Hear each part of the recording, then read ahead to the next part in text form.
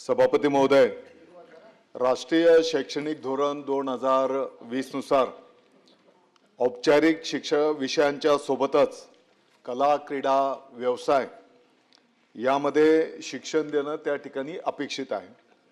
आणि म्हणून आत्ताच्या घडीला समूह साधन केंद्र आपल्या राज्यामध्ये 4860 आहेत आणि प्रश्नोत्तराचा तास मंत्री महोदयांचं उत्तर होईपर्यंत वाढवण्यात येत आहे। आभारी आहे। अध्यक्ष महोदय, दिव्यांग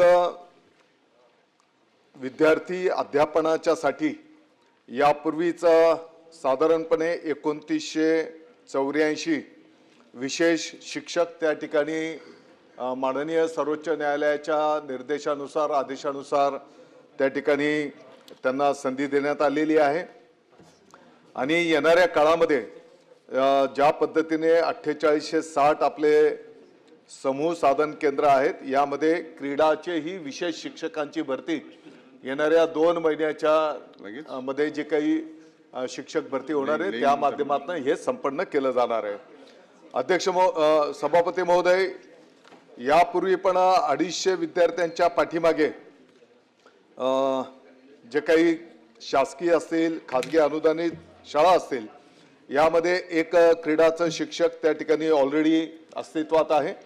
परंतु त्यातल्या त्या जिल्हा परिषद शाळांच्यासाठी पुढच्या काळामध्ये याचं एक विहित पद्धती पण तयार करायला घेतलेली आहे की जेणेकरून बीपीएड,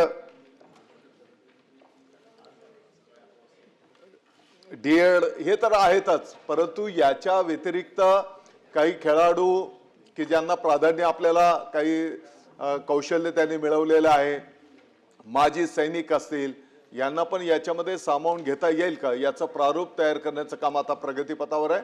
आणि या पद्धतीने पुढे ही शिक्षक भरती होत असताना या दोन्ही घटकांचा समावेश त्या ठिकाणी केला जाईल।